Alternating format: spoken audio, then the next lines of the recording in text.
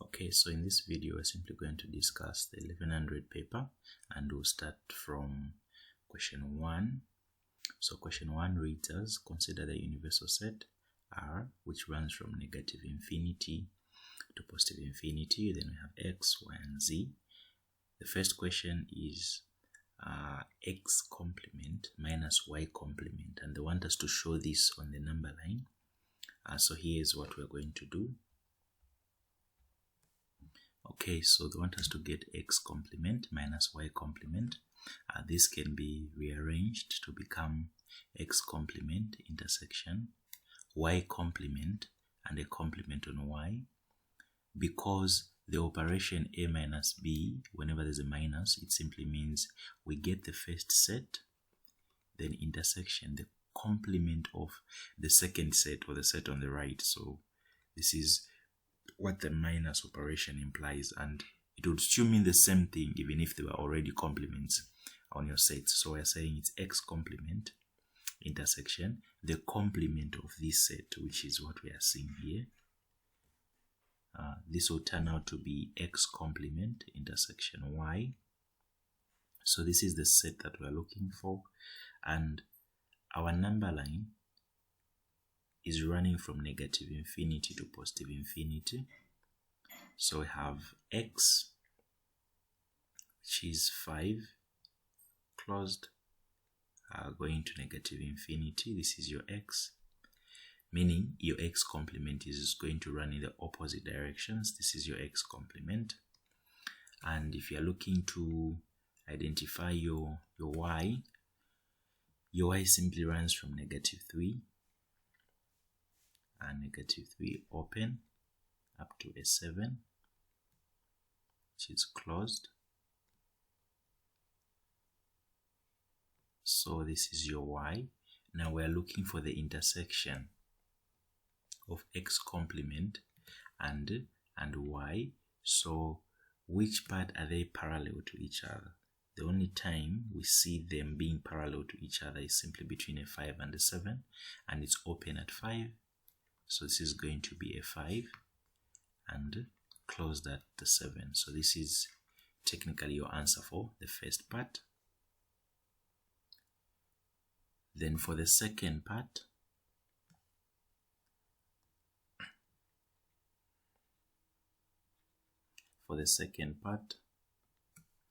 so we can simplify it first before we decide to sketch it. This is simply the same as that, complement. Then this is going to be x complement union y. So if this is what you have, you already know what your x complement is.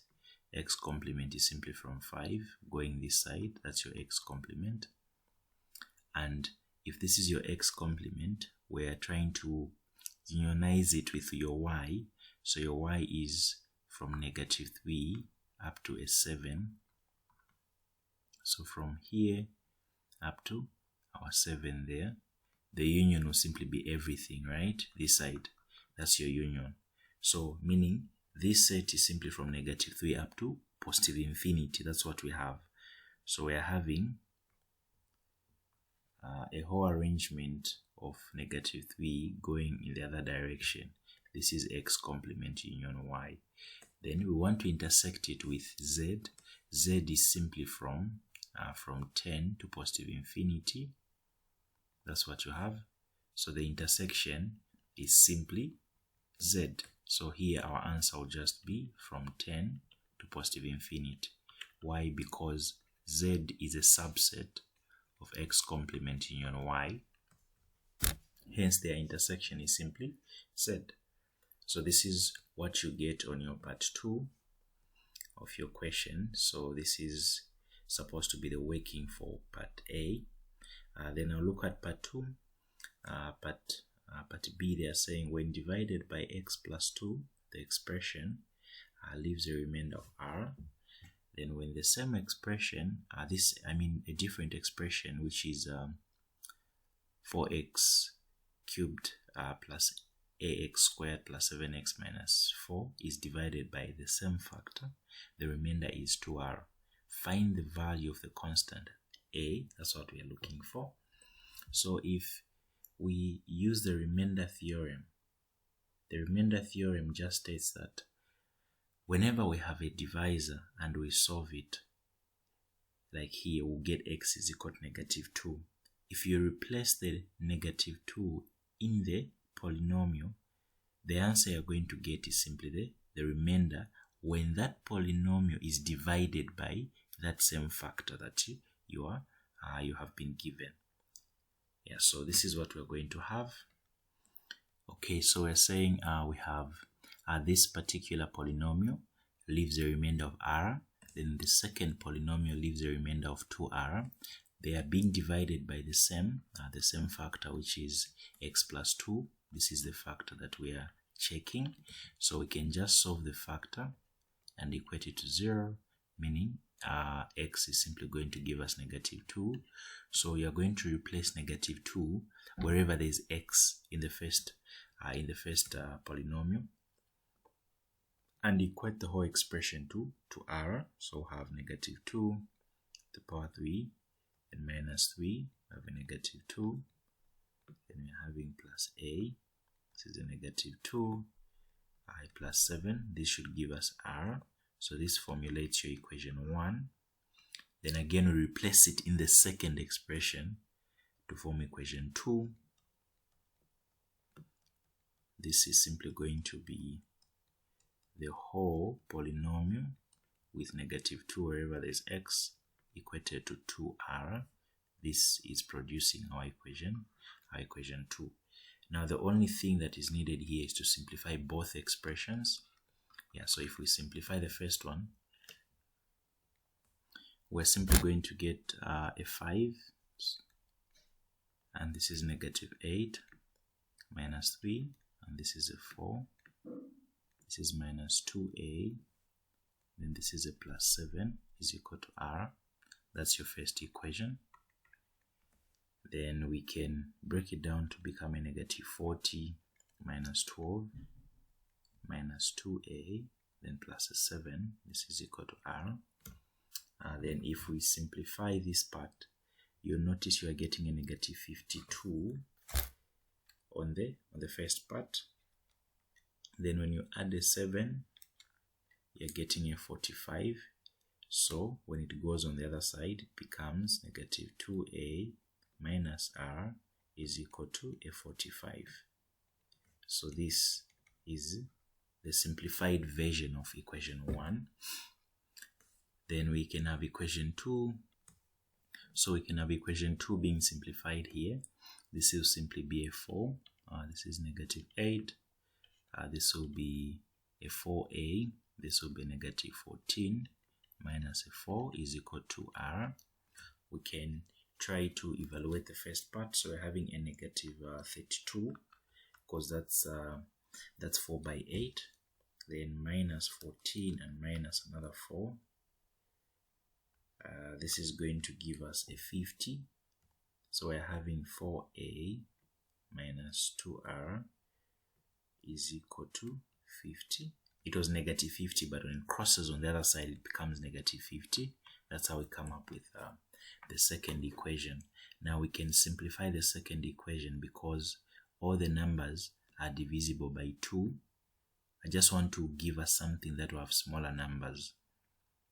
Then this is going to be a 25. This is our equation 2. So now that we have both equations, we can solve them simultaneously. So we have a -2a minus r is equal to a 45, and we have 2a minus r is equal to a 25. So we can solve them here. We can just add them. Why? Because this is carrying, these guys are carrying opposite signs, and they have the same letter and the same magnitude, or the numerical value is the same. So this is going to give us a 0 minus a 2r. When we add this, we're getting a 70, meaning r is equal to -35.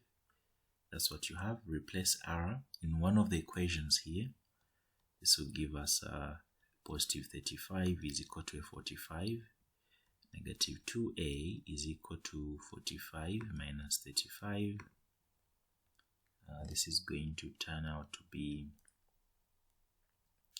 this will be, that's a 0, that should be a 10. Divide both sides by that, we're going to get a -5. So these are simply the values of R and A that they wanted. So now you notice that according to our question, they just wanted us to state the constant value of A. So that's what you just give them. Yeah, so that's technically what they wanted. Then question B2, they want us to express the number -2.5132 as a fraction in the form of A over B. Okay, so if they want us to change this into a fractional form, we let x be equal to -2.5132. The bars are only on 3 and 2, and because there are digits after the point that are not under the bar, we're simply going to move the point until we only have the digits with the bar remaining after the point. So we're going to move it by 2 steps, meaning we multiply this by 100. Always, before you start doing anything, the first thing to check is the repeating digits after the point. They have to be alone, or the only numbers after the point. Yeah, so in this case we had a 5 and a 1, so we have to put them on the other side. So this is going to be 100x. This is a -251. So it doesn't matter whether the question has a negative or not, provided there are non-repeating digits after the point, we have to move them to the left. And once you do that, we call it equation 1. Then you have to move the repeating digits again on the other side, and there are 2 of them. So again, I'll multiply this equation by 100, and the 100 affects everything. So this is going to be a 10,000 this side is equal to -25132.32, and this now is going to yield equation 2. That's what we have. We find the difference between the 2 equations, so you write nicely equation 2 minus equation 1 always. Then despite it having a negative, we'll still subtract. So there's a 10,000x is equal to -25132.32 with a bar, minus there's a 100x is equal to there's a -251.32, and if we cancel this, this is going to be a 1. That's going to be, we can carry 1 here to put there, and this is simply going to give us an 8, if I'm not mistaken. Is it? Yes. Then this has a 0 there, so if we cancel, that's going to give us an 8 and a 1 and a 2 with a negative, because we are getting the sign of a bigger number. And this is a 0, that's a 99. So now we can divide both sides. This side, same applies this side. So now we're saying x is equal to this value here. This is basically what you get. So you state to say where your A is simply -21881 and your B is simply 9,900. So that's what they wanted when they say in the form A over B. A and B are integers. They can either be positive or negative. Yeah, that's what they mean. And then part C, they have given us a quadratic whose roots are alpha and beta. Alpha times beta is -2, and alpha times beta is 1. Find the values of A and find a new root, a new equation whose roots are 1 over alpha and 1 over beta. Okay, so we know to say there's a formula that says alpha plus beta is equal to -b over A. So now alpha plus beta in this case is going to be negative. What's on B is B, what's on A is 2A, so leave it to be like this. Then they're telling us to say this whole thing must be equal to a -2, because they've given us to say alpha plus beta is -2. So this is going to be B over A. When you cross multiply here, you simply get b is equal to 2a. So we can create this to be equation 1. Then we also know to say alpha times beta should have been c over a. Alpha times beta, they're telling us that it's a 1, and your c is simply a 1 there. Then you have a, which is a again there, so you can cross multiply. Pardon me, so this has to be a c is a 1, or c is a 1. So when you cross multiply, we're able to see that a is equal to 1. You can replace it here, so b will be 2 by 1, which is just a 2. So found both the value of a and b. That's what we have. So a is a 1 and your b is 2. That's what they want. Then your part 2, they want us to form a new quadratic whose roots are these. And we know to say for us to form a quadratic, we always use this formula, the sum of those roots given and the product. That's basically what we always use. So what's the sum of these two? We simply add them. I'm trying to get the sum. The sum is equal to 1 over alpha plus 1 over beta. This is going to be alpha plus beta, or rather beta plus alpha. It's the same thing. Beta plus alpha. This will end up being, we know what this guy on top is. That's simply what it was given. They told us to say the value is a -2. So that's a -2 over 1. This will end up being a -2. Then what's the product? 1 over alpha multiplying 1 over beta. That's going to be 1 over alpha beta. This is simply equal to that. And we can formulate, therefore, the new equation with those roots is simply going to be equal to the sum, which is -2, and then x, and the product, which is that. This is plus 2x, then plus 1 is equal to 0. This is a quadratic, or the new equation that is needed. So that answers our question 1. So we're done with the whole question.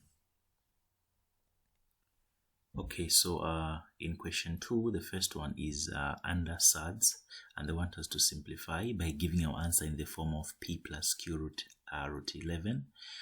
So this doesn't mean that the p and the q both have to be positive.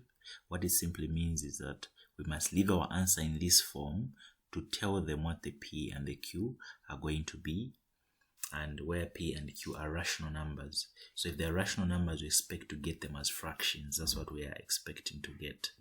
So the first thing that we do is rationalize this by multiplying it by the conjugate of the denominator. Now we're seeing that this is possible because there's only one square root at the bottom. So we're going to say if we multiply by the conjugate is just us changing the sign of the middle part. This is what we have as a conjugate. Then now we will be able to multiply both the numerator and the denominator by the same conjugate. So this is what we are going to have. To avoid making mistakes, we're going to multiply each term. So we're going to have 1 multiplying everything this side. That's 11 plus a 1. Then we have -2 and 11. So this, I'm multiplying this by that. So that's -2 by 1 outside. That's -2. Then root 11 times root 11. That's supposed to be root of 121, which is the same as what? 11. Then this times that is simply -2, then root 11. Then this is going to be over. We're having 11, then plus root 11, then minus root 11, and minus 1.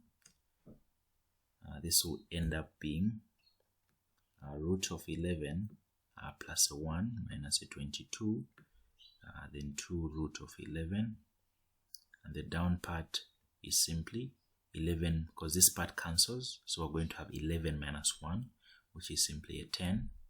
This will become a -21 minus root 11, then over a 10. Then this can be simplified to be -21 over 10 and minus 1 over 10 root 11. where we tell them that our P is negative 21/10 and our Q is negative 1/10. Yeah, so this is 11. So 11, there's 1 this side, is simply saying 1 minus 2. So that's how the negative root 11 comes in. So this here is your answer for the first part. Now the second part is under calculus. They want us to get the dy dx of y is equal to ln of cos squared x. So we're going to use a chain rule because there's a function within a function. That's what we do, or that's what we use. So that's the only time when chain rule comes in play, when they've put a function in another function. So this is your part 2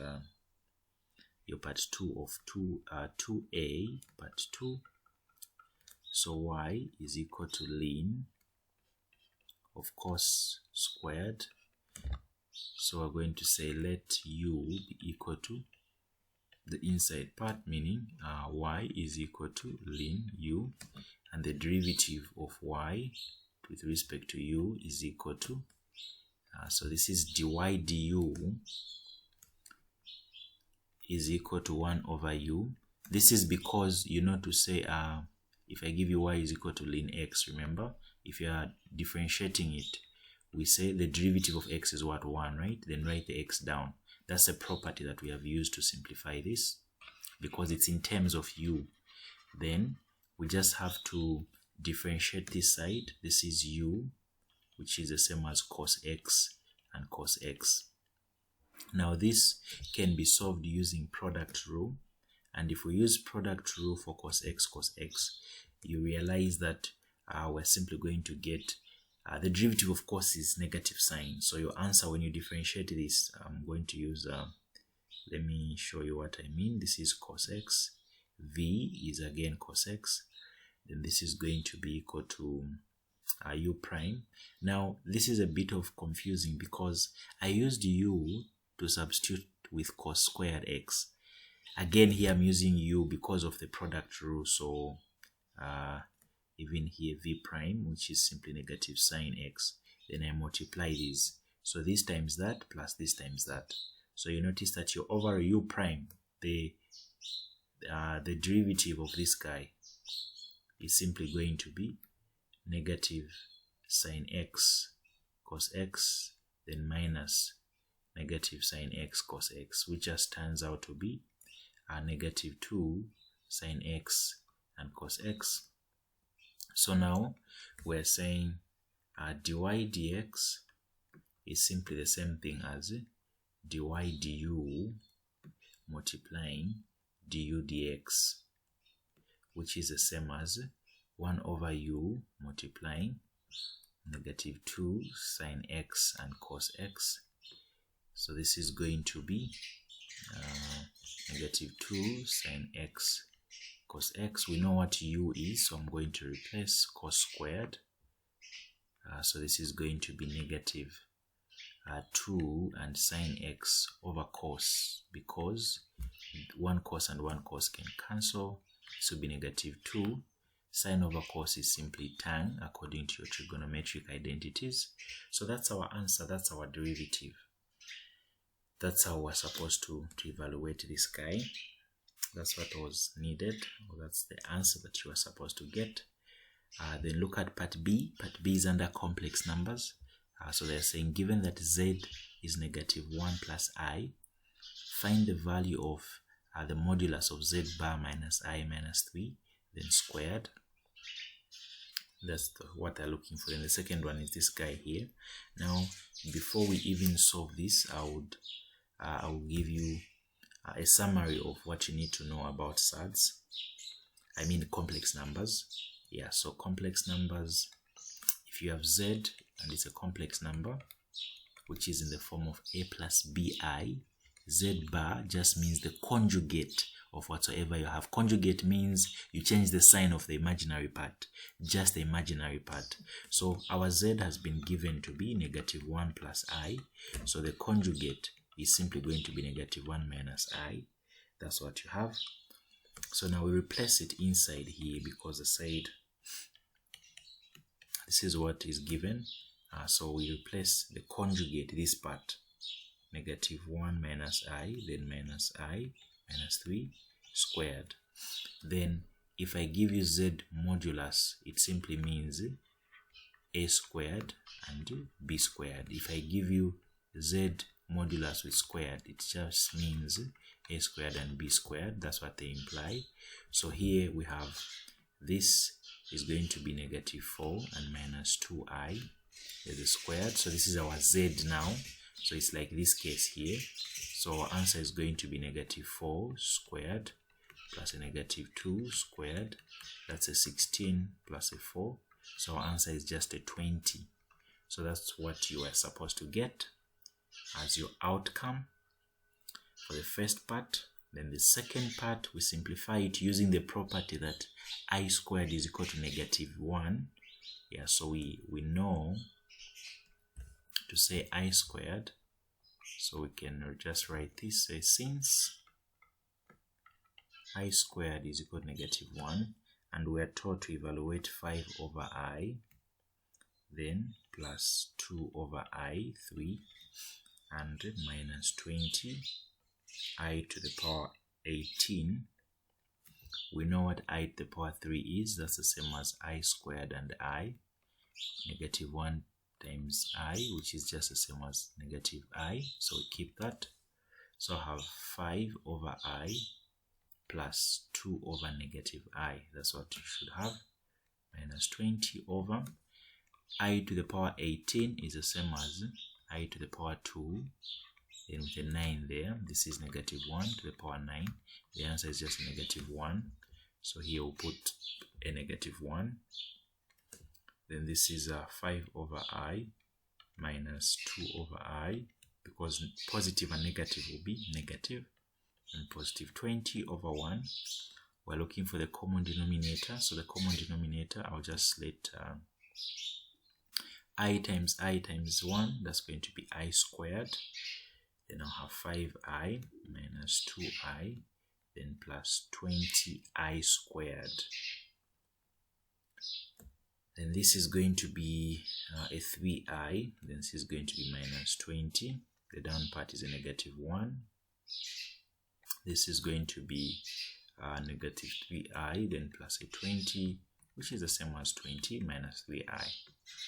So I've solved it, and we have found our A. According to this, our A is 20 and the B is -3, because they wanted the answer to be left in the form of A plus IB. So that will be your outcome. So this is what was needed for part 2B, which has to do with complex numbers. And now look at part 2C. At 2C, they are saying let the equation of the curve be given by the equation x plus 1 over x minus 1. Find the equation of the tangent to the curve at x is equal to 2, and the equation of the normal at the same point where x is equal to 2. So the first thing that we have to do is find the corresponding y value when x is equal to 2. So you replace when x is equal to 2, 2 minus 1, the answer here is simply going to be a 3 over 1, which is just a 3. So the corresponding y value is a 3. So we're looking at a point 2, 3. That's what we're interested in. Then the first part, they want the equation of the tangent. So we first of all have to differentiate this, and because they are dividing each other, we'll use the quotient rule, where your u is the guy on top and your v is your denominator. Remember the rule for quotient for a function that looks like this.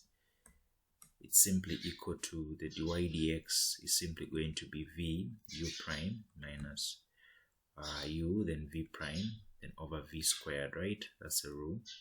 So here we're simply going to differentiate u. This will give us a 1, and also v prime is giving us a 1. So we can go ahead and replace. This is a v, So we'll get x minus 1, then minus, this is x plus 1, then down we'll just get x minus 1 squared. This here is the same as negative 2 over x minus 1 squared. Now this is the first derivative, right? This is going to be called m1.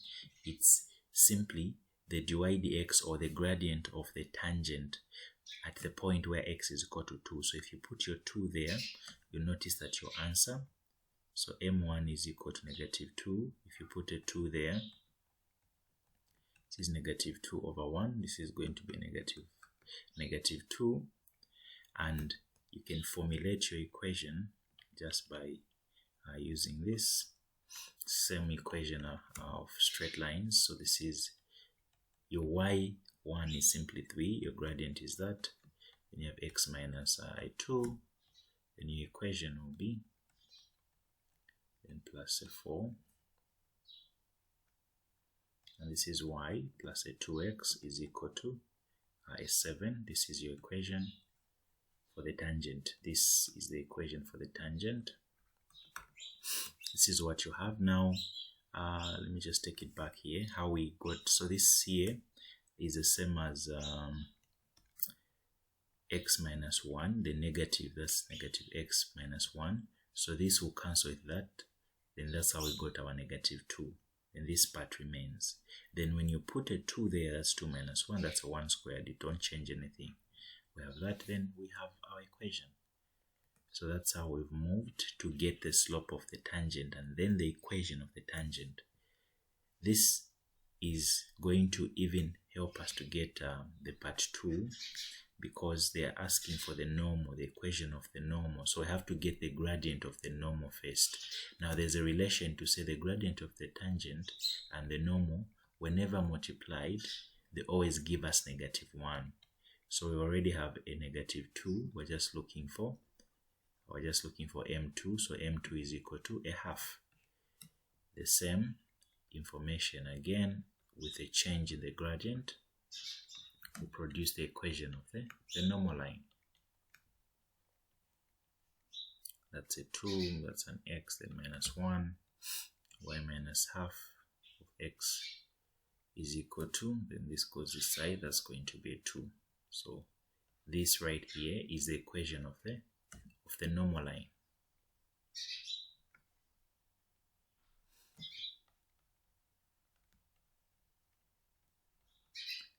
So that's how we answer such a question whenever it comes to finding the equation of the tangent or the normal to the curve at any particular point. They'll always give you the x value. You have to get the corresponding y value if it's not given. Differentiate it for the first time. What you get is the derivative of the tangent. Then you relate. Then question 3, they're saying let this function be given as follows. They want us to complete the square and then we sketch the graph. That's what they want for part A. So again, I'll repeat what I said earlier on. They're telling us to say we complete the square here and put it in a form, this form here. That's what they want. This doesn't mean that our answer has to be exactly given us these values. Say, let's say h has to be negative or k being positive. They just want this format that we have here. Then later on we tell them what ah and k are, these constants. Then we should be able to sketch it, identify the turning point, and also give them the x and the y intercept. That's what they want. So here is how we go about the question. So there's a formula that can be used to complete the square, and here is the formula. You can easily be using it straightforward, and you get the same marks with the other traditional method, but this is way easier. So I would suggest we stick to this. Then this is going to be our a. Identify your a there. It's -1. Your b is a 2, and your c is a 1. So you put your -1, x minus is a 2, 2, -1 squared, plus a 4. A, we are having -1, and your c is simply a 1. Your b is a 2 squared, then you're having a 4a. That's what you have. And then this is going to be -1 x minus 1 squared, plus this is going to be -4 minus 4 over -4. This is going to end up as as a -1, of course, x minus 1 squared. This will be a +2, so this is what you get, meaning your a is -1, where you write, and your h is a 1, and your k is a 2. So we've gotten what they wanted. We've put it in this form. This is the form that they asked us to have. So this is our -1 x minus 1 plus 2. This is the form that they mentioned.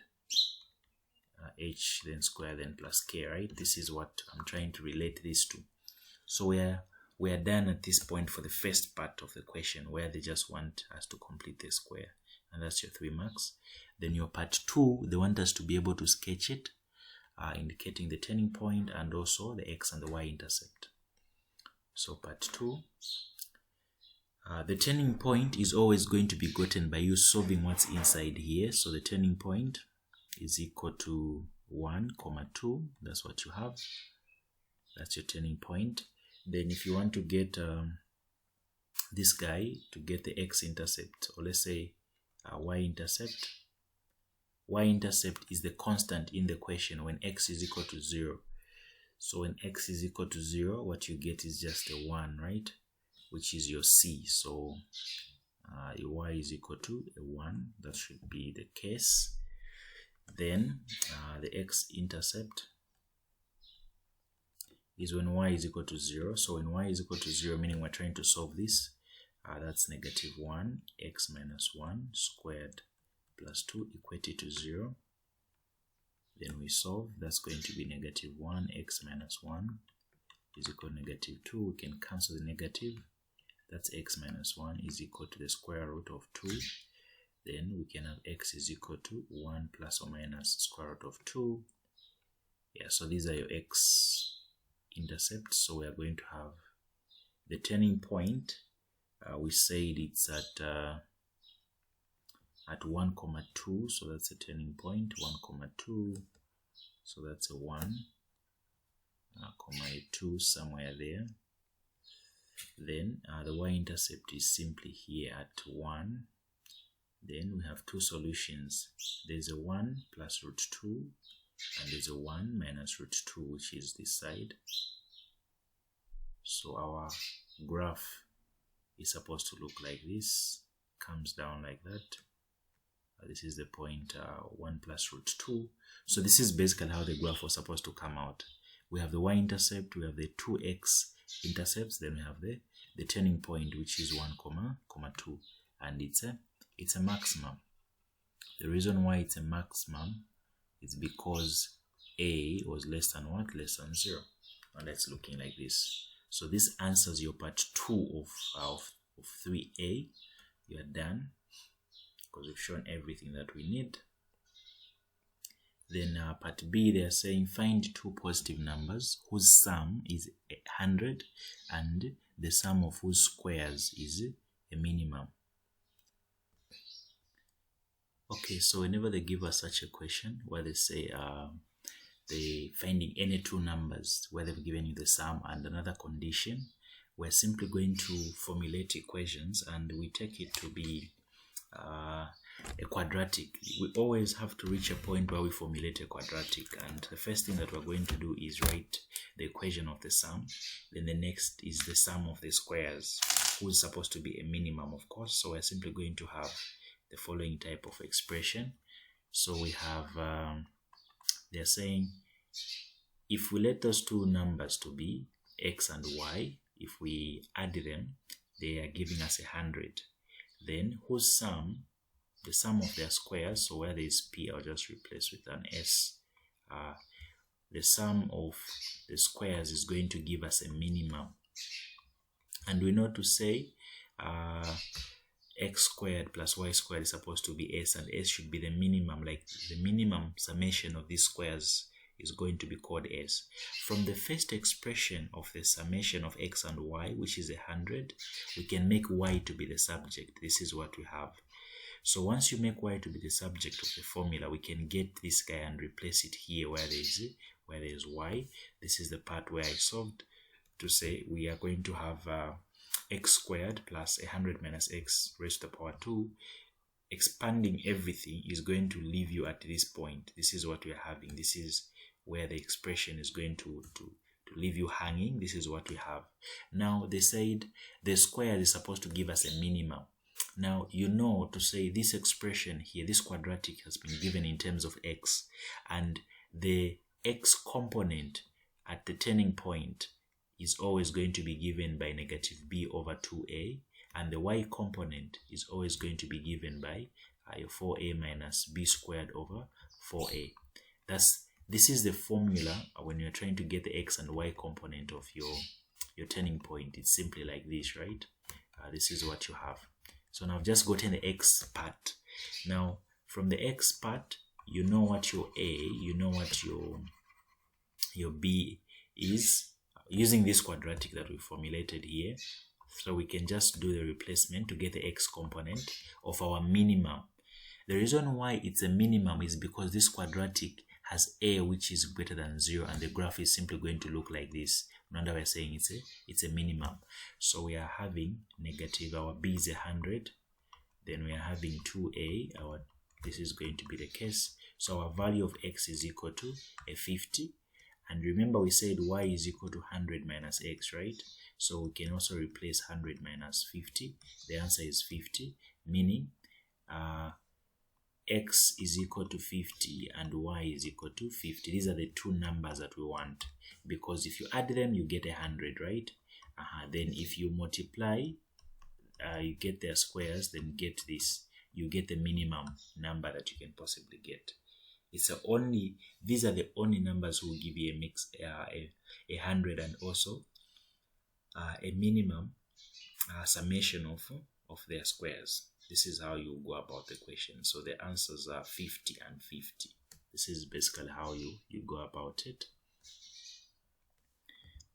We have part 2 of 3b. They're saying sketch the graph of f of x is equal to x minus 1 in a modulus operation, then minus 3, and state its range.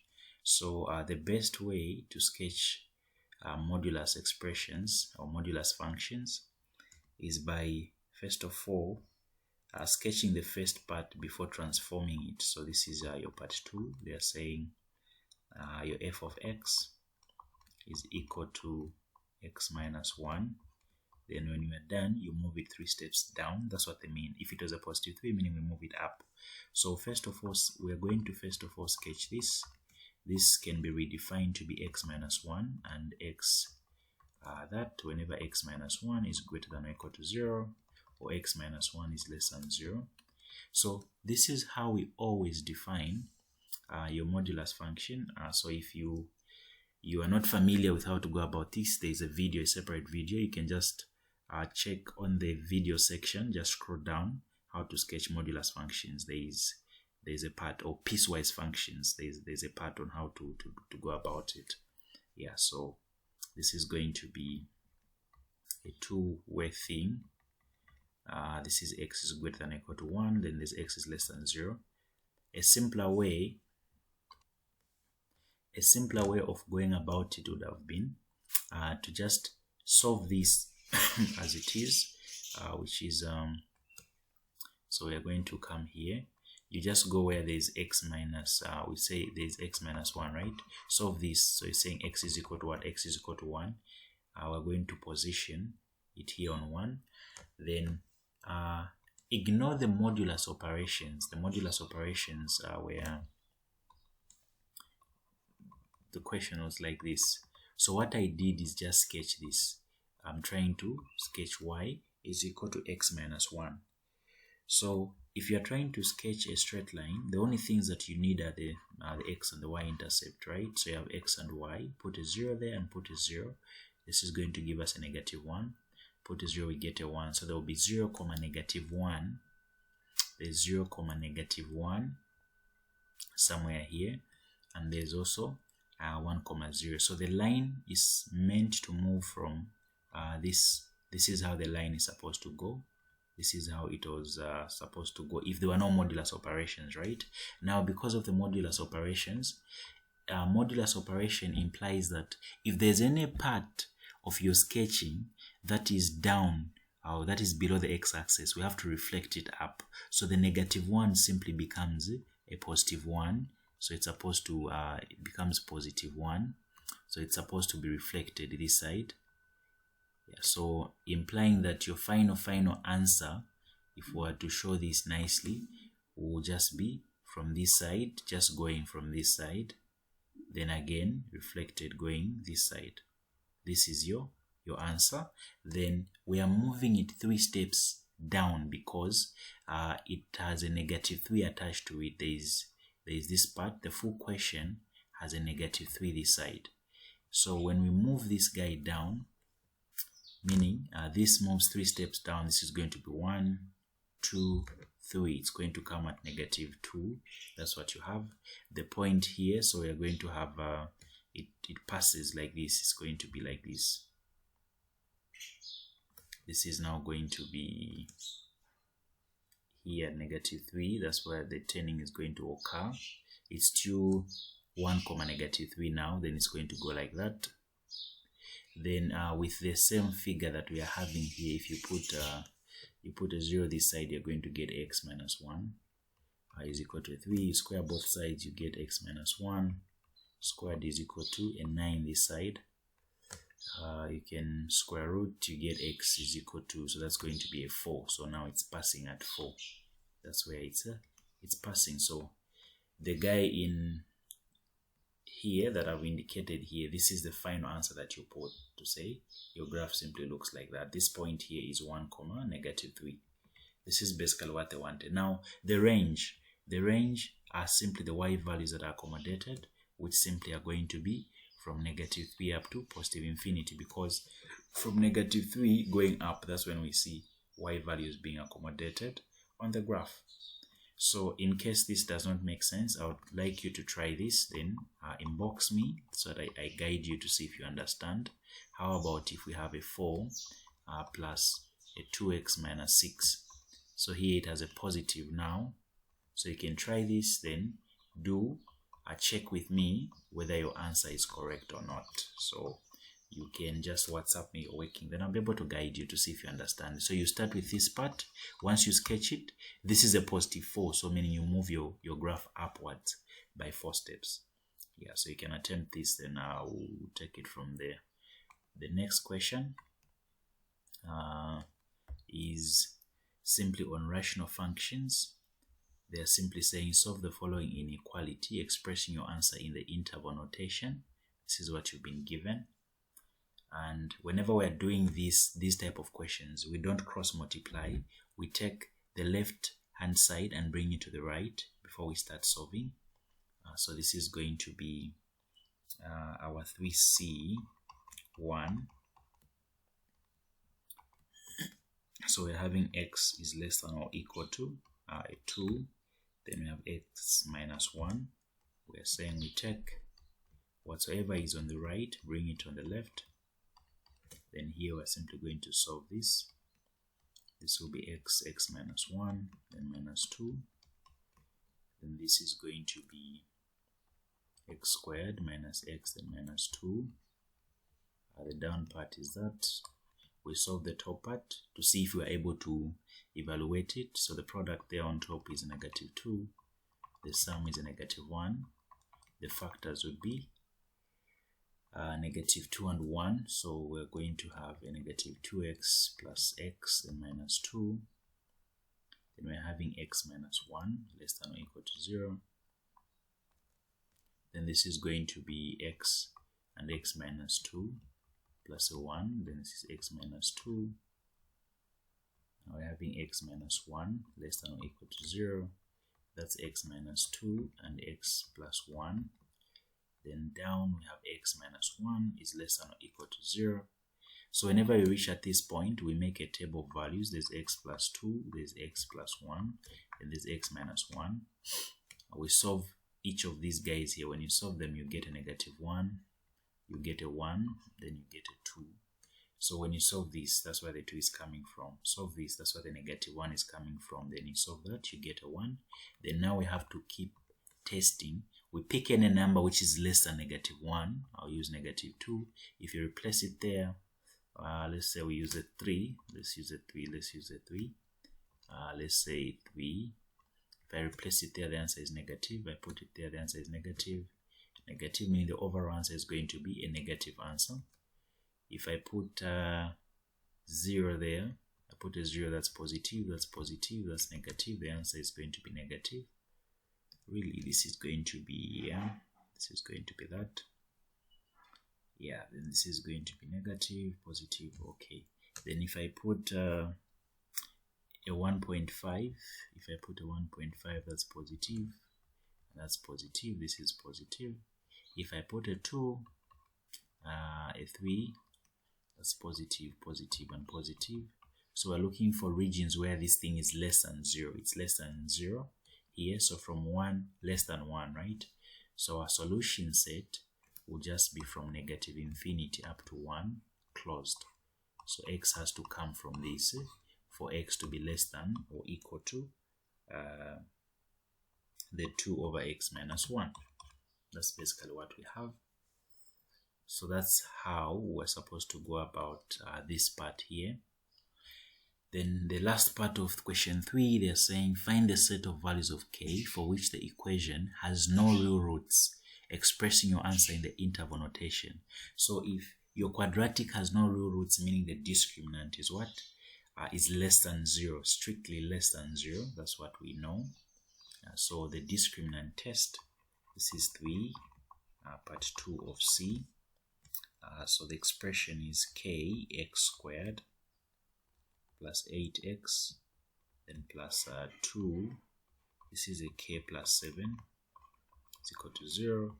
By saying this must be less than 0. Your b is 8. For a, c is 2k plus 14. Should be less than 0. This is 64 minus, this is going to be 8k squared, and minus 14 by 4, which is just a 56, so we need to have a 56k here. This whole thing must be less than 0. So this can be arranged as 8k squared minus 56k, then plus 64 less than 0. We can divide this by an 8, so we are saying everything here can be divided by 8, of course, just to deal with small numbers. This is going to be a 7k, then this is going to be an 8 this side, less than 0.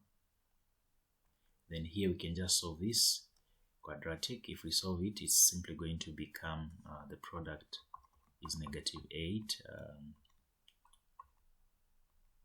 -8, the factors, the sum is -7. The factors would be -8 and 1, so this is going to be -8k and k, then you have plus 8 is less than 0, -k, k plus 8, and plus 1, you have k plus 8 less than that. Then you're having k plus 8, and you're having -k plus 1 less than 0. When you solve this, you'd get a -8. When you solve this, you'd get a -1. So if when you solve this, you get -8, you get a +1. Actually, this is a +1. So this is a +1. Then we are going to test. So we're going to test our k plus 8 and our -k plus 1. So if I use any number that's less than here, let's say -9, I replace it here. This is negative. I put it here. That's going to be positive. The whole outcome is what? Negative. If I use a 0, that's going to be positive. That's going to be positive. That's positive. If I use a 2 this side, this is going to be positive, and this will be negative. The whole thing will be negative. So we want where it's less than 0. strictly less than 0, so it's negative infinity to negative 8, then 1 to positive infinity. This is a region where this thing has no real solutions. Just say no real roots. It's the same thing. That's what we are looking for. So where this thing is less than, strictly less than, wonder where we are letting the thing to be open here. That's what we have. The boundaries are not part of the solutions. Okay, so we are done with our part, our question 3. Now we have to go to our question 4. So question 4a, 1, they're asking us to get the domain of the function. So the domain of the function here is simply going to be all real numbers, provided 1 minus x squared is greater than, strictly greater than 0. It can be a 0 because once it becomes a 0, it's going to be undefined. So this is going to be a negative x squared is greater than negative 1. This is x squared is less than a 1. If you cancel out the negative, then you can just equate this to be, we're going to test this in between, because if you square root both ends, you're going to get x is equal to plus or minus 1. So we're saying we're going to test between 1 and negative 1. So when we write our negative 1 and our 1, we can test this expression. So that's 1 minus x squared that we're testing. If you use a negative 2 here, the answer is going to be a negative, let's say a negative 3. We don't want that. If you use a 0, the answer is going to be 1, which is okay. Then if you use a 2, for instance, the answer is going to be a negative still, so we can't have that. Yeah, so in short, the region that we want is strictly between 1 and 1, negative 1 and 1. This is the domain. This is the domain. X must come from this set. That's the only place where the outcome is positive, because we said the whole 1 minus x squared must always be greater than 0, strictly greater than 0. Meaning the boundaries, these solutions are not included, and negatives are also not included, because these will give us a 0, and we don't want the down part to be 0 because it's over 1. It's in the denominator. This is a rational function mixed with a radical function and a quadratic. Yeah, so that's how we go about it. Then part 2 of A, they want us to sketch this rational function here. So if we're sketching a rational function, this is for A2, the best thing to do is first of all to identify your domain, which is going to give you what we call a vertical asymptote. So I'll just list you the 4 things that you need. You need the vertical asymptote. You get it by solving the denominator all the time. Solve the down part. You get x is equal to negative 1. When you solve the down part, right? When you solve this, this is going to give you negative what? Negative 1. Horizontal asymptote. For this case, you get the coefficient of x on top and coefficient of x at the bottom.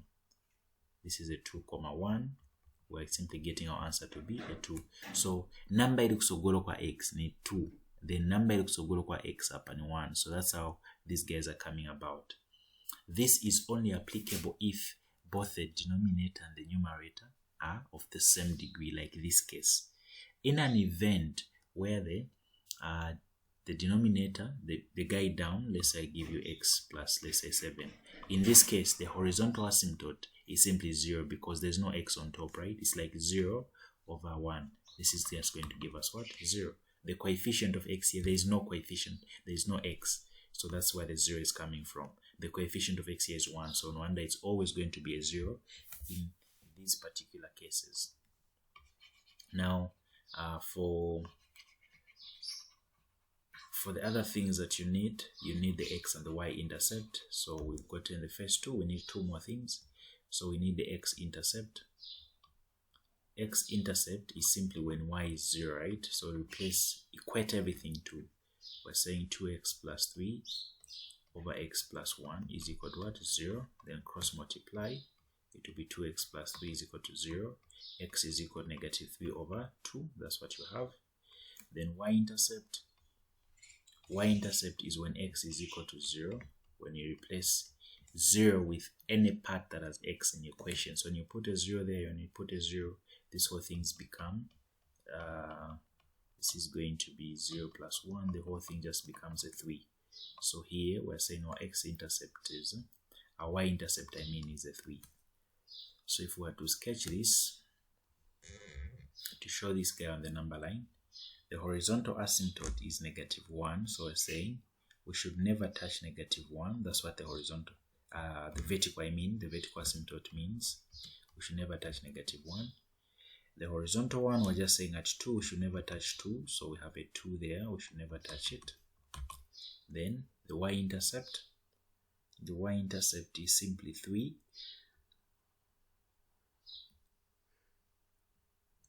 Implying that your graph is simply going to be like that. Your x-intercept, we got negative 3/2, so meaning the twin is supposed to be there.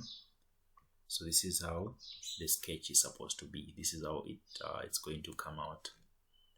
Yeah, so that answers our part A of 4.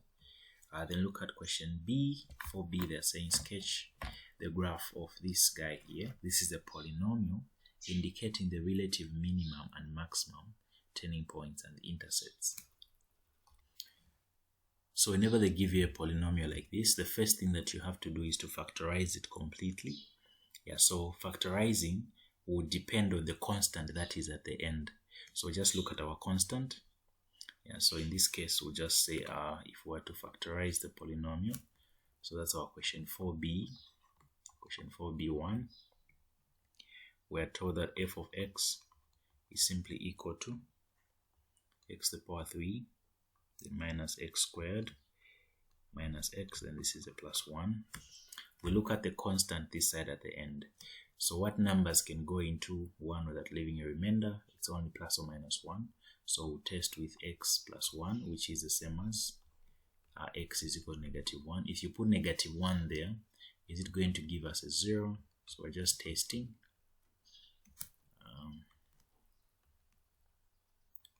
So if we put a -1 there, this is -1, then plus a 1. This is a -1 minus, this is a 1, plus a 1, then plus a 1. This is going to give us a 0. So this guy here is a factor. That's one thing for sure. Because the remainder is a 0, right? This is a 0. So this guy is a factor.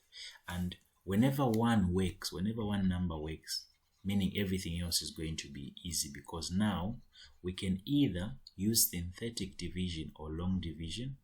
So there is a video as well about polynomials, so you can just check it out.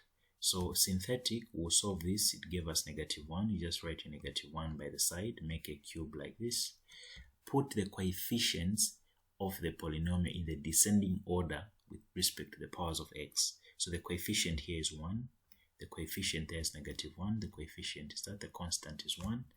Bring this one down, then multiply, then add this, that's going to be -2, multiply, that's a 2. This here is a 1, that's going to be a 1, that gives us a 0, meaning our polynomial can be rewritten as x plus 1, and this quotient here, which is x squared minus 2x plus 1. The quotient is at a 1 degree less as compared to the original polynomial. Now we can break this guy down again. This is the same as x squared, x minus x plus 1.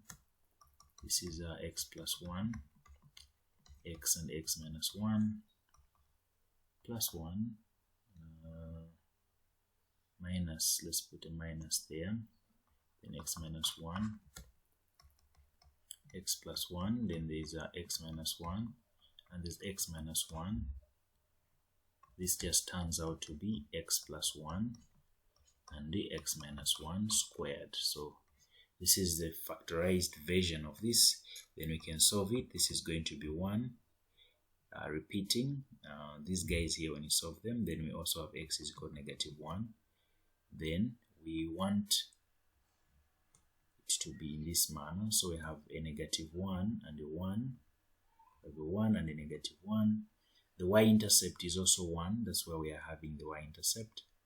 Yeah, that's what we have. So the number that was repeating is 1, so meaning our graph simply going to look like this. We need to touch 1 twice, so our graph will just look like that. This is how your sketch is going to be represented. Why? Because when you factorize it, when we factorized it, we noticed that x minus 1 was repeating. So when you solve x minus 1 squared is equal to 0, we can square root both sides, right? So x is equal to 1. So we don't pass at 1, we just touch it and then go back again. So this is what happens. Yeah, that answers your question 4. Your question 4BA. Then your part B2 simply says find the term involving x to the power 6 of the expansion. This is under binomial. So there's a formula that we have to use. So the formula is as follows. So this is your 4B2. They're saying 2x3 plus 1 over x. This is 10. The term that has x to the power 6. Now any term can be gotten using this formula here. This is what we have in B.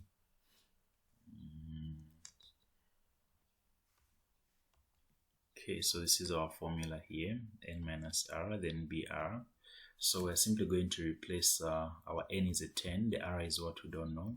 The first term is 2x to the power 3, the power 10 minus r. Then we're having 1 over x to the power r, equate everything to x to the power 6. Then we're just solving this part here. Just solve the parts that have x, just get x to the power 3 and raise it to 10 minus r. Also this part here, because it's down, I'll put it down here. There's x to the power r. This is going to be x, a 30 minus 3r over xr. This should be equal to x to the power 6. So this is going to be x 30 minus 4r is equal to x to the power 6. So just equate the powers. Negative 4r is equal to 6 minus 30. Negative 4r is equal to negative 24. Then this is going to be negative 4 and negative 4, meaning r is equal to 6. So if r is equal to 6, there's a formula that says k is equal to r plus 1. This is 6 plus 1. So the 7th term is the term that has x to the power 6, and we can actually get it because r is 6. So we can just replace and say 10 choose 6 is equal to 2x to the power 3. This is 10 minus 6. Then we're having 1 over x to the power 6. So this is simply the term that it's a 7th term, but you can actually get it. You can prove it here. So you can just prove, or rather check, that this will give you something that has x to the power 6 by the time you're done. So this is how we go about your question 4B. Then your 4C, they're just saying expand in the ascending powers of x up to or including the term that has x to the power 3. So whenever the power is a negative, there's a formula that we use to expand, which is 1 plus nx. Then you have plus n minus 1. This is 2 factorial. Then x to the power 2. Then plus 1. N minus 1. Then you have n minus 2. Then you have 3 factorial. This is x to the power 3. Now the condition is that the first term has to be a 1, which is already true, and the power has to either be a negative or a fraction. So we're just going to replace. Our n is negative 1, so replace there. Our x, where there's x, there is this part. Then this is plus negative 1. Then this is negative 1 minus 1. Okay, so then this part, just a minute. This part here. Okay, just a minute. Okay, so we have this is going to be over 2 factorial. Then this is x over 2. then c squared, then plus -1, -2, that's a -3. I've just already done the subtraction because this is -1, this is -1, so this is what you have. Then you have 3 factorial, then you have x over 2 to the power 3. So they just want us to end at x to the power 3, so we'll just now simplify this to just be that. It's going to be a -2, and the 2, it will go, it's going to be a positive, so the answer here is just x squared over 4. Then for the second part, you have a 6 down and a 6 there, that's a negative, so the answer here is going to be, they will be alternating, the signs will be alternating. Here there will be a negative x to the power 3, then over 8.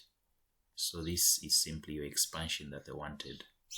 Yeah, so this is, there's the formula that we use. Maybe let me just write this for the sake of reminder, but there's a whole video on binomial. There are 3 parts actually, you can just check them out. So whenever your function is given like this, and the power here is negative or a fraction, the formula is here. This is the formula that we use. Then n-1, then 2 factorial, then ax squared, then plus n-1, then you have n-2, then you have a 3 factorial, and ax, then cubed, and so on and so forth. So this is basically what you have. Yeah, now coming to the next question, they are saying, what is the interval? State the interval of the values of x for which this expansion is valid.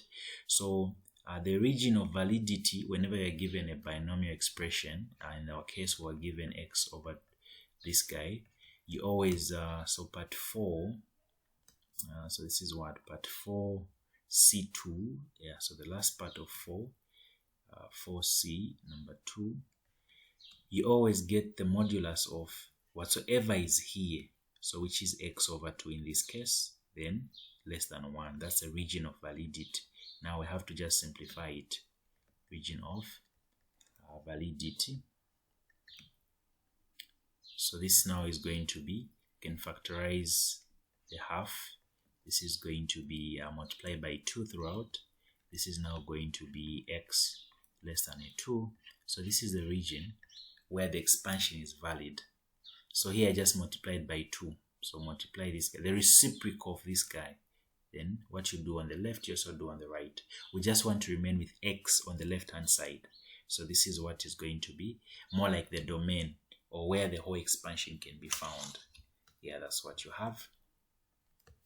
Then we're on question number 5. So question number 5 reads as, differentiate f of x is equal to 1 over x squared from first principles. So we're just going to go straight to the formula of first principles.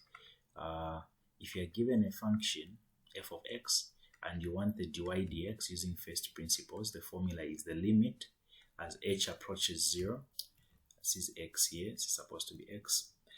The limit as h approaches 0 of f of x plus h minus f of x, then everything over h. That's the formula that we use. Now the function has been given to us.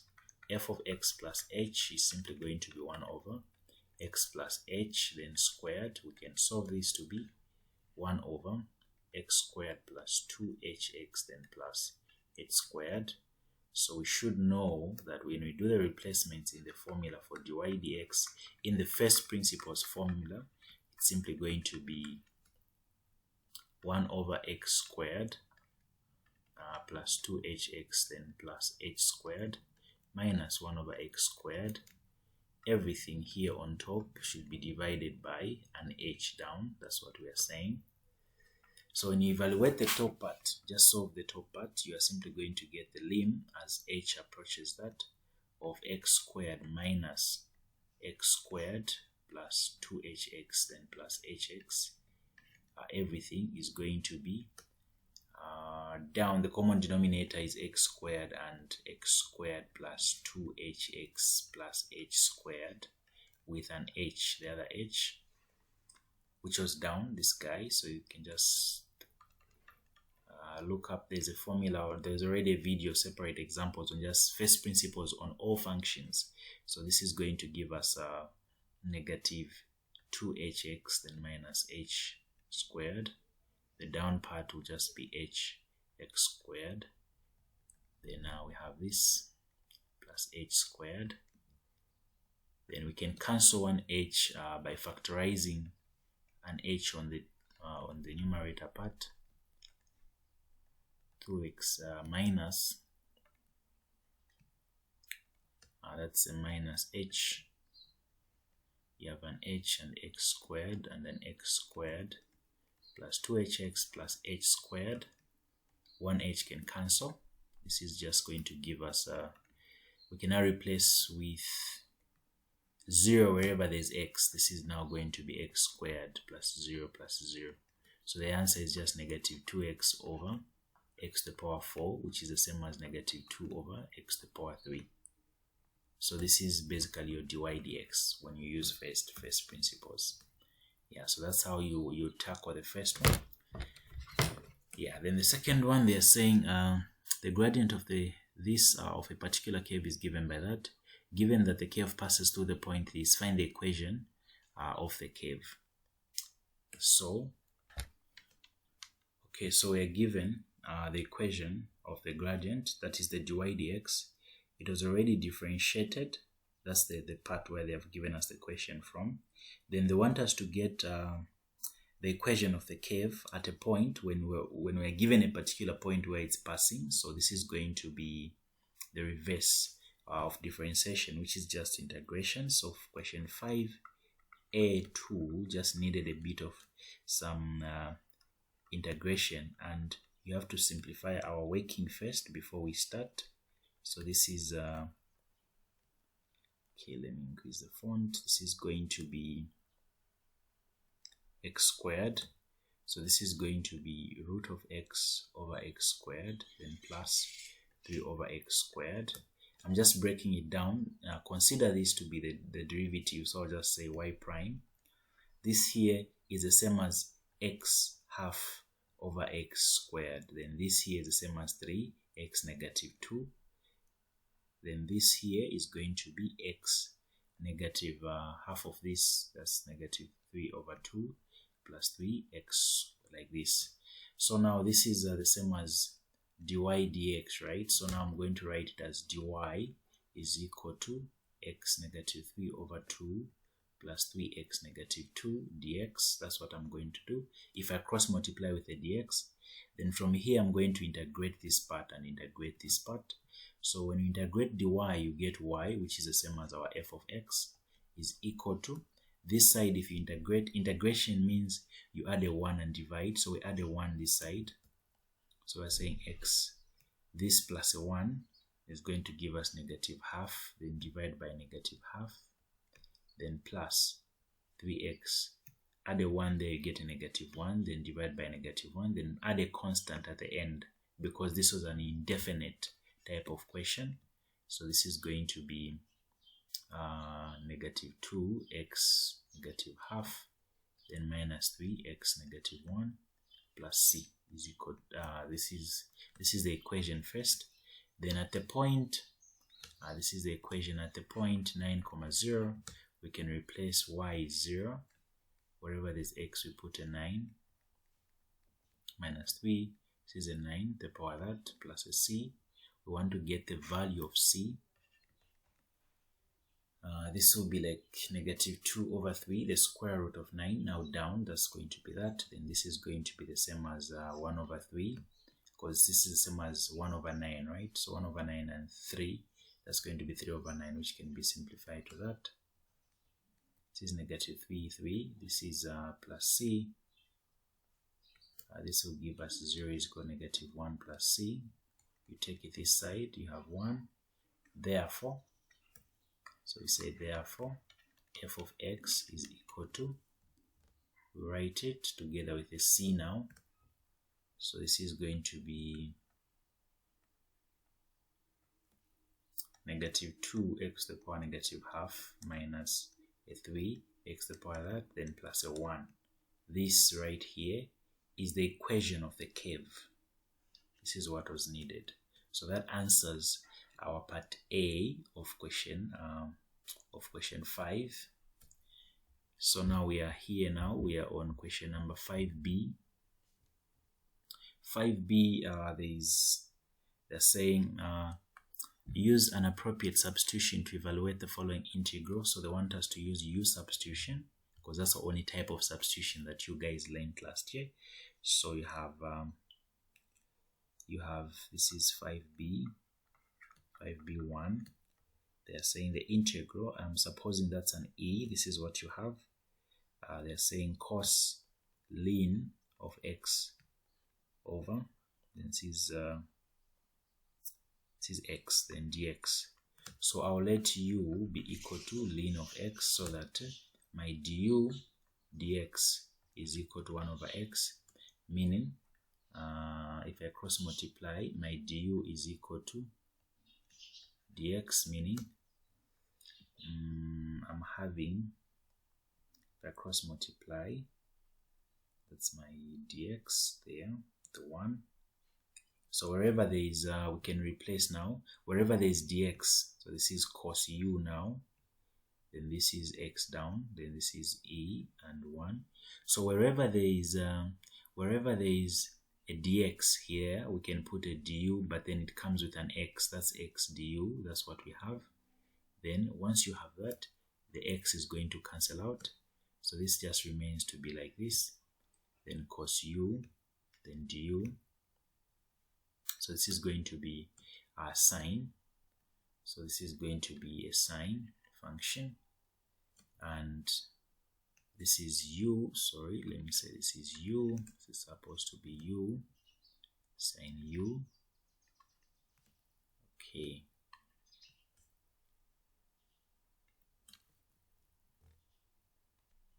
So now that the integral of cos is sine, we now put back what u is. We have to put our e there under 1, sine, our u was ln x, then put e, then put a 1, then this is going to be sine, open brackets, ln e minus sine, then ln 1. That's what we're having. This is going to be sine, ln e is the same as 1. That's what you have. Then minus, this is the same as sine 0 this side. So now we're looking for this. So these are the answers that we are supposed to evaluate. So ln 1, ln of anything is ln 1 is always going to be 0. So we're looking for sine 1. So now, because we don't have a calculator on how to evaluate this, we'll just leave the answer to be like this. But we know what sine 0 is supposed to be. Sine 0 is the same as sine 360, which is just going to give us sine 1, because sine 0 is u0, right? So once it's just sine 1, that's basically what you get. Yeah, so this is what you'd get. Then the next question. So the next question is on partial fractions. So they're saying use partial fractions decomposition to evaluate the following integral. So we have to just break down this. So this is going to be the same as, first of all, before we even solve, we are breaking it down first. So this is your 4b2. So we just first use this. This is x minus 3. Then you have your x plus 3. You break this guy down into a over x minus 3, then plus your b over x plus 3. This is going to be 1 is equal to a, then you have x plus 3, and your b is equal to x minus 3. When you solve, when x is equal to 3, this whole part becomes a 0. That's going to be 6a is equal to 1. I'm solving the down part, that's what gave me 3. When you solve that, you get a is equal to 1 over 6.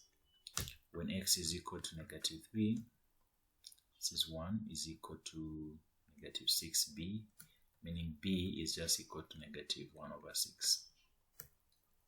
So we know what a and b are. So they're saying the integral of 1 over x minus 3 and the x plus 3. So we are saying this here is the same as 1 over 6 over x minus 3, then plus negative 1 over 6 over x plus 3 and dx.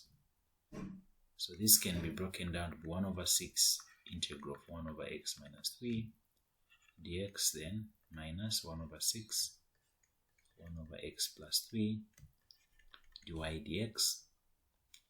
Then integral of this is just ln of x minus 3 minus 1 over 6, then ln of x plus 3 and plus sc. This is basically what you do, you'll get. So we just leave it there. So here we're just using the rules. The rules say that if you're integrating, there's a function on top, which is simply the derivative of the guy at the bottom. The answer is simply ln of the function at the bottom. That's basically the property we used here. Yeah, that's basically what you have. Then your part, yeah, your next part is the last part here is on sketching a trig function. So they're saying sketch the graph of the function 1 minus 2 cos x for the interval between 0 to 360, and also give us the domain of the composite function of f of g. That's the last part of C. So we start with okay. So here we just start with the normal expression. We get the period first. The period is simply equal to 360 divided by the coefficient that we have here in front of x, which is just 1. So the whole thing will be 360. The amplitude. So the amplitude is just the number in front, which is -2, which is just going to be a 2. So in short, your graph for cos here initially has to look like this. That's what you have between 0. This is between from 0 is 180. Let's call it pi up to 2 pi. Then this is between 1 and -1.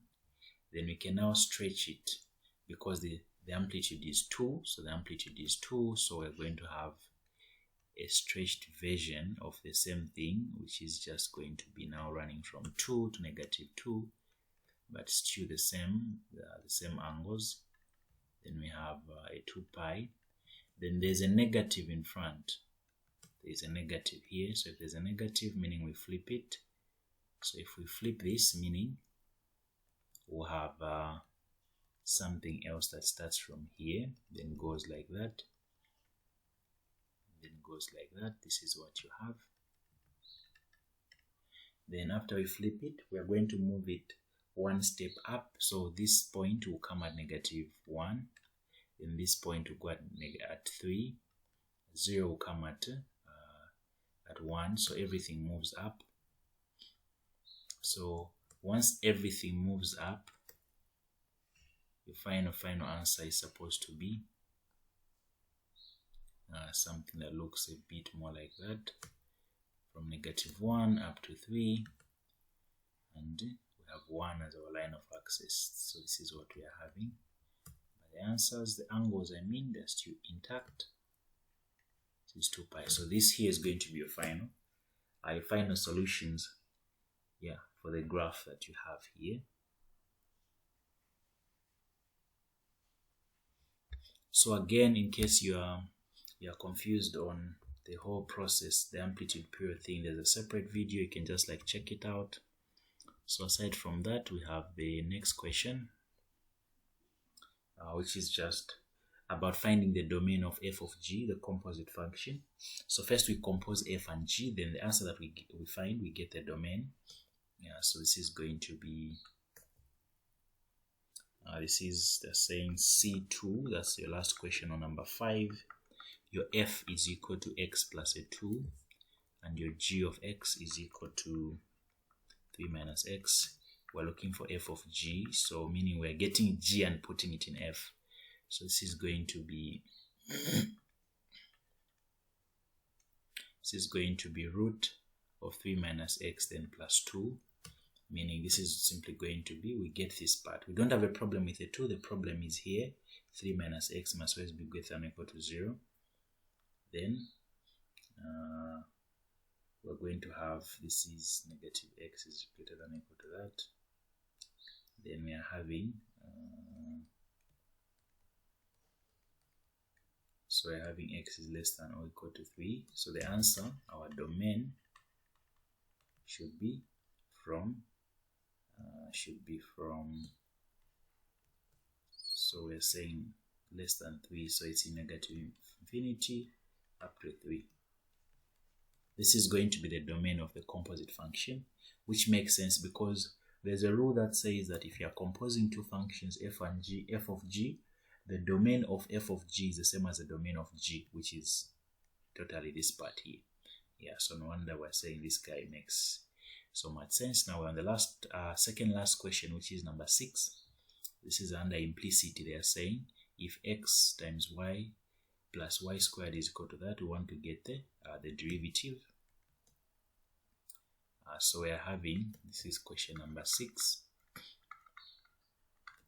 Question number 6, we are having x times y plus y squared is equal to 1. We want the dy dx, so we use product rule here because they're multiplying each other.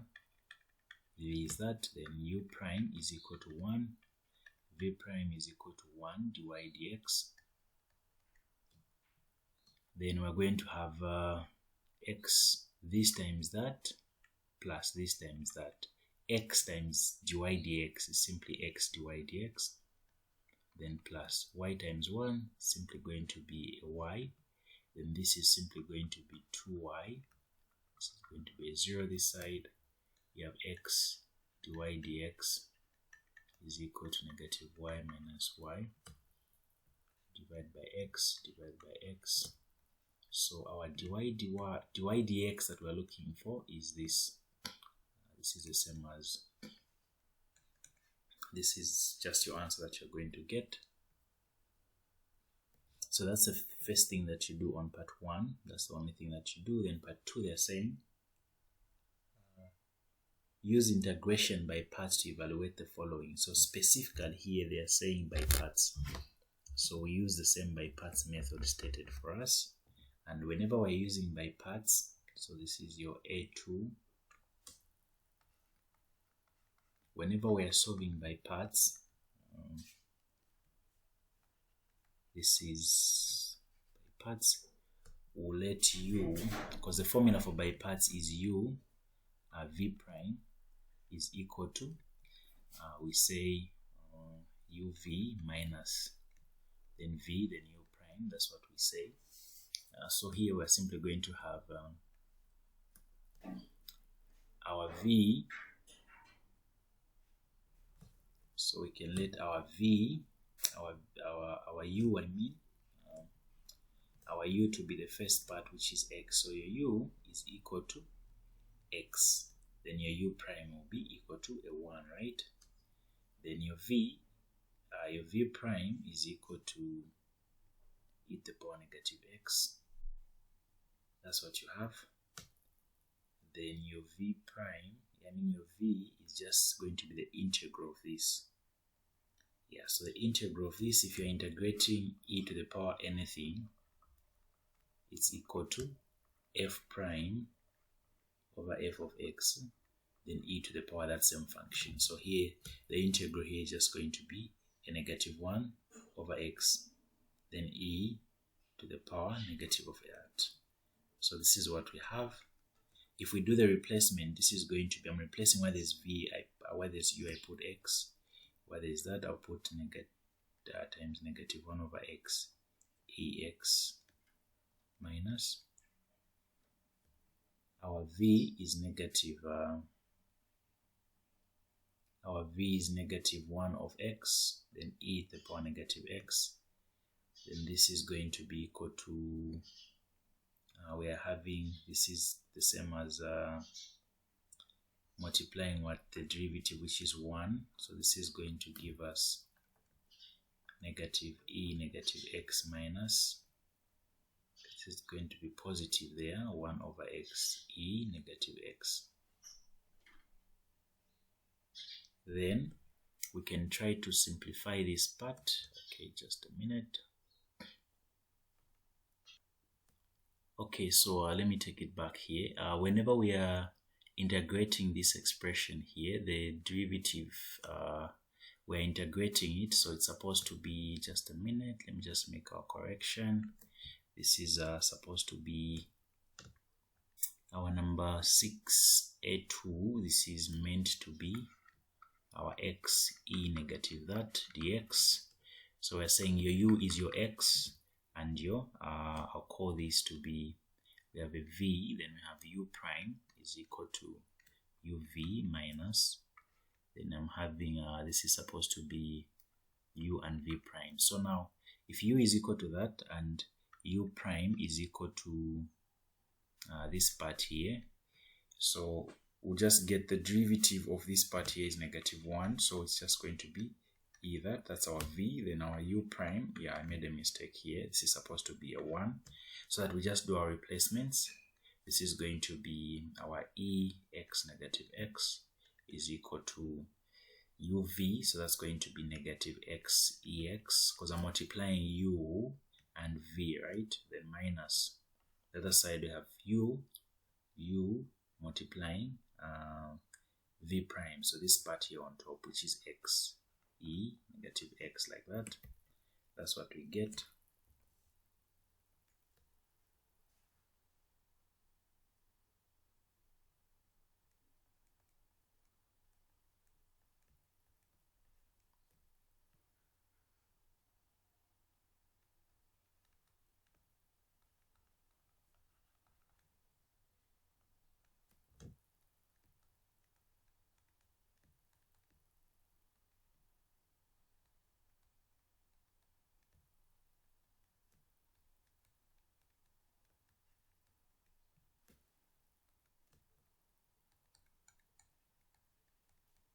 So we already integrated this form. We already had this part that we integrated, which was our v prime, and became v.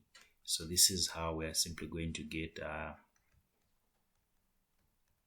this part, and this will end up being negative x e negative x, then minus e negative x, then plus a c. So this here is supposed to be your solution for part 6a2. That's supposed to be our answer there. Then on the last slide here, we are having this part where we have to use our knowledge about double angles to simplify this part.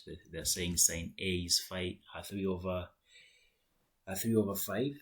Then we have a beta, which is simply sine beta is 5 over 3, 13. Then we're looking forward to get the value of sec alpha plus beta when both alpha and beta are acute angles, meaning they're found in the first quadrant where sine is positive, right? That's what we are simply having. Okay, so this is 6b. So we're saying 6b sine alpha is equal to your 3 over 5, and then your sine beta as well is equal to, is it your 5 over 13? 5 over 13. Let me check it, just 5 over 13. We're looking for sec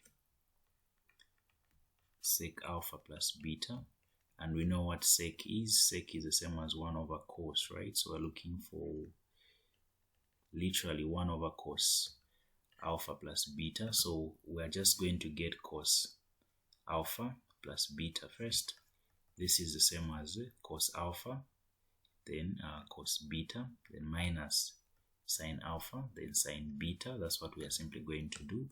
And then to do that, to get these corresponding ratios, we'll have a triangle for cos, for alpha, and then the other triangle for beta. So there is, they say sine alpha is 3, so sine according to your SOHCAHTOA is opposite, that's 3 hypotenuse. So then this guy here again is going to be 5 hypotenuse.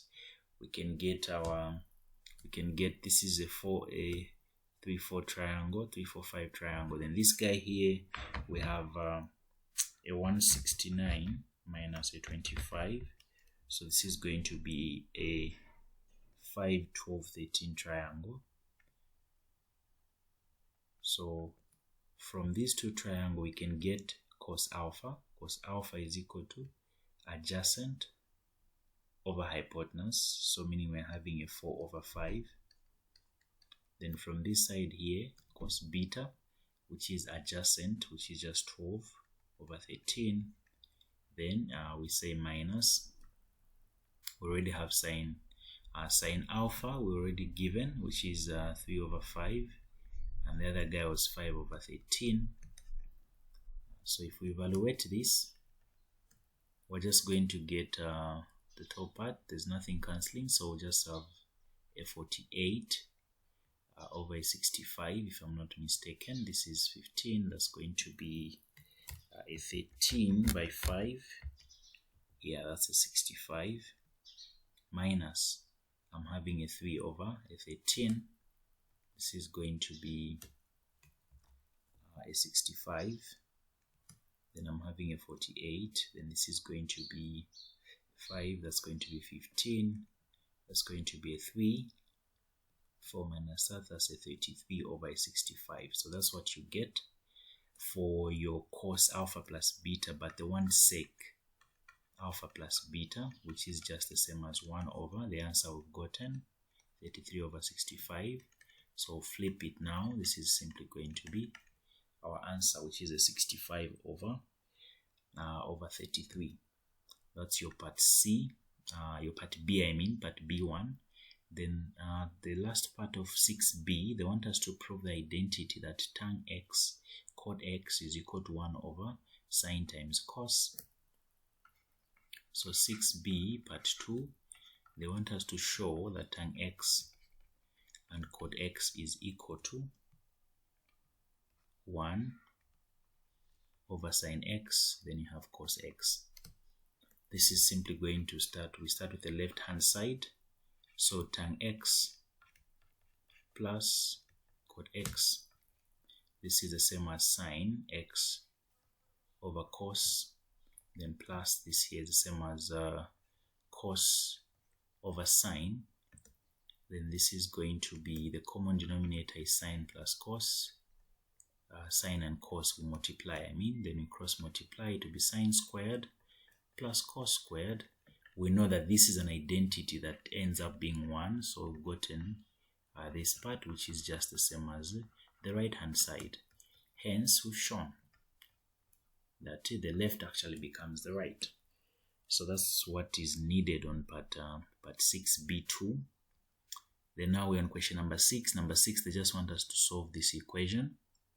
So they are saying solve the equation 3 minus 3 cos x is equal to 2 sine squared, looking for all possible angles between 0 and 360. Then the last one would have to sketch this expression here, which is under logs. It's an exponential expression.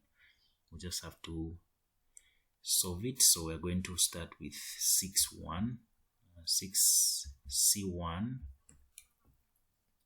So we are solving, so 6c number 1, we are having 3 minus 3 cos x is equal to 2 sine this. We can just change this into something that we are comfortable with. This is 2, this is 1 minus cos squared. This will be a similar thing as just me solving it directly as a quadratic to be 2 cos squared x. I can bring these guys on the other side. Cos squared x minus 3 cos x, then this is going to be plus 1. This will be 2 cos x minus 2 cos x, then minus cos x plus 1 is equal to 0. This is going to be 2 cos x, then you have a cos x minus 1. Then you have a cos x minus 1 is equal to 0, meaning when you solve this, you get cos x is equal to half, and you have cos x is equal to 1. So now we're looking for x is equal to cos inverse of half. Then you also have cos inverse of 1 this side.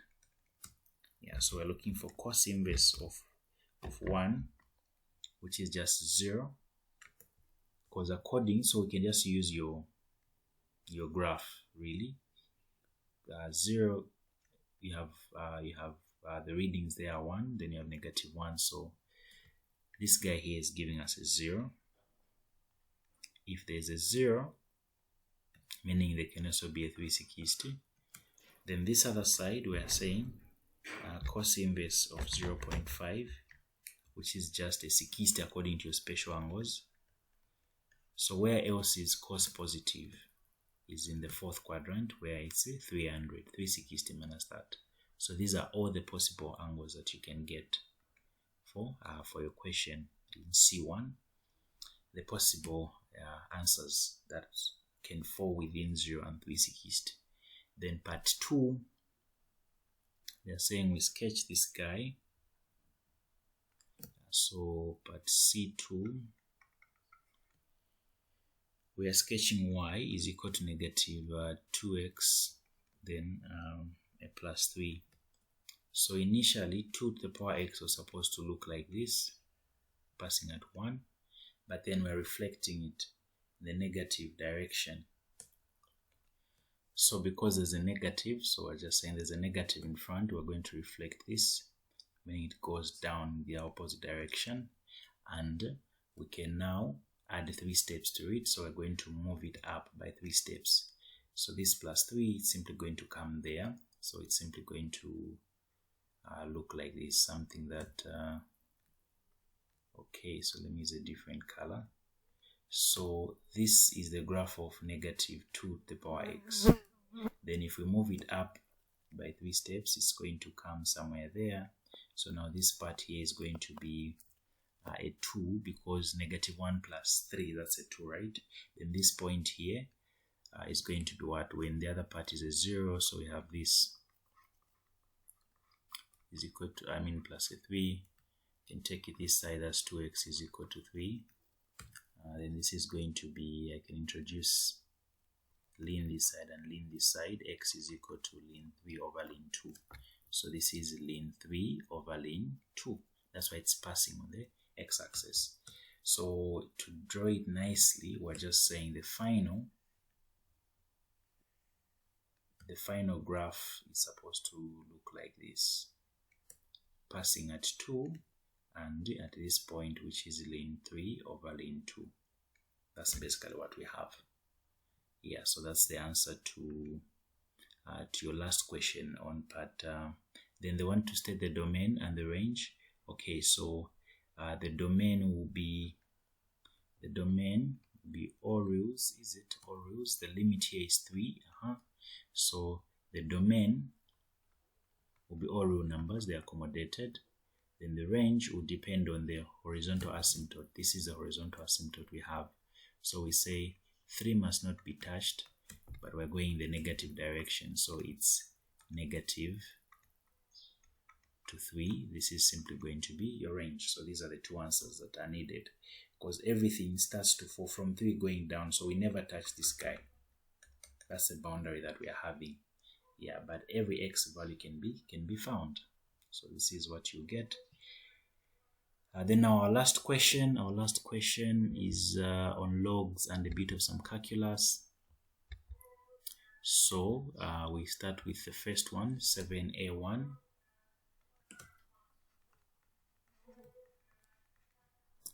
So question 7a1, they are saying there's a 2x plus a 1. This is minus 2x plus a 1.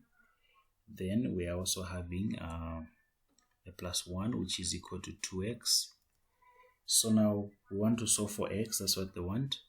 So in this particular case, when you want to evaluate for x, we can simplify this to just become 2x multiplying 2 to the power 1 minus 2x multiplying 2 to the power 1. Then this is the same as 1 is equal to 2x. Now you notice that this can also be written as 2x to the power 2 multiplying 2, 1, then minus 2x multiplying 2 to the power 1 plus 1 is equal to 2x. So we can now just replace, so we let k be equal to 2 to the power x. So here we'll put our k.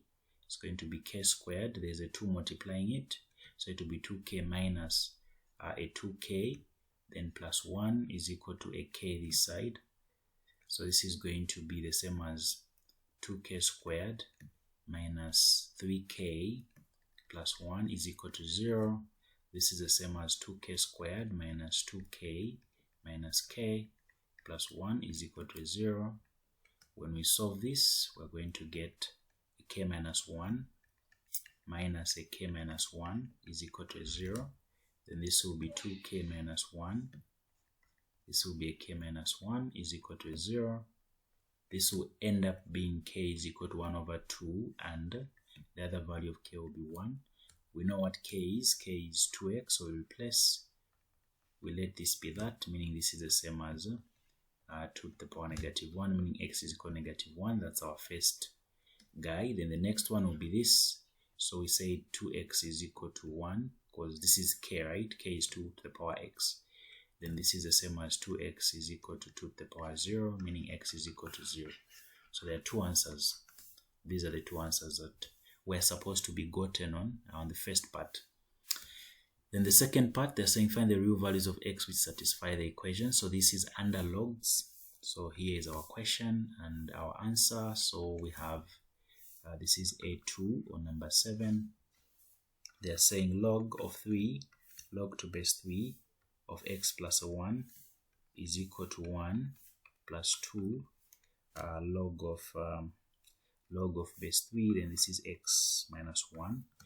So this is the same as us taking the 2 back there and bringing everything this side. So this will be log to base 3 of x plus 1 minus log of 3, then this is x minus 1. So the 2 will come here as the power, then this is going to be a 1. Whenever there's a minus, we're going to use that rule to say if there's a minus, we simply divide your things. So that's x minus 1 to the power 3 is equal to a 1. Then here we can just change this, because we are saying this is x plus 1 over x minus 1 to the power 3 is the same as 3 to the power 1. Then we can now evaluate this. Just a minute, let's see if this is correct. This is plus a minus, okay. Oh, and this is a 2, right? Yeah, that's a 2. So this is a 2, pardon me, this is a 2 here, not a 3. We bring the 2 back here.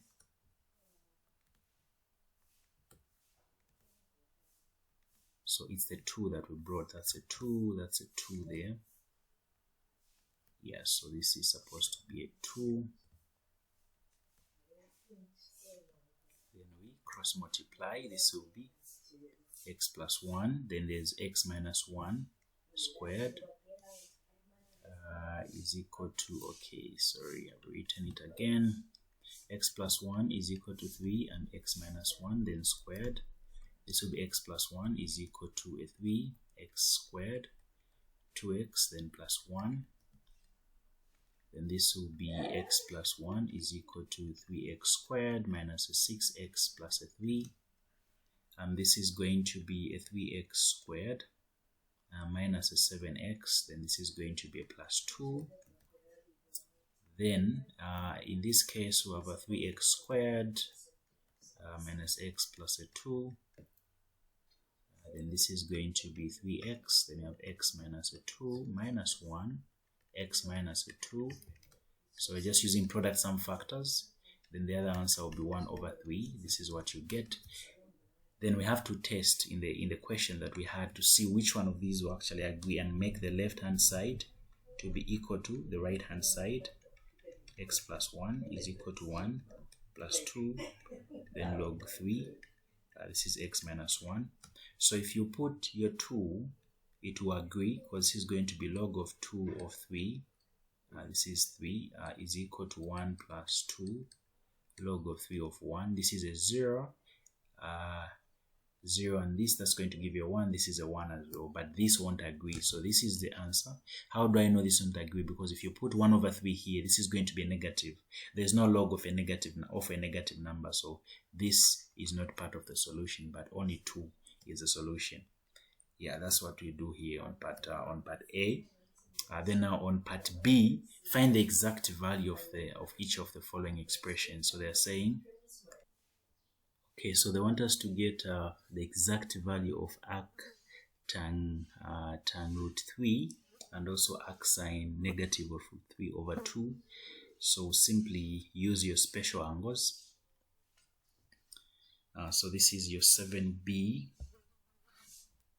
So you have your 7b here. So your b, they want arctan of root of 3. Yeah, so if you go back to your special angles, you can just use this fact here that whenever you have so sorry, let me just draw it here. So you have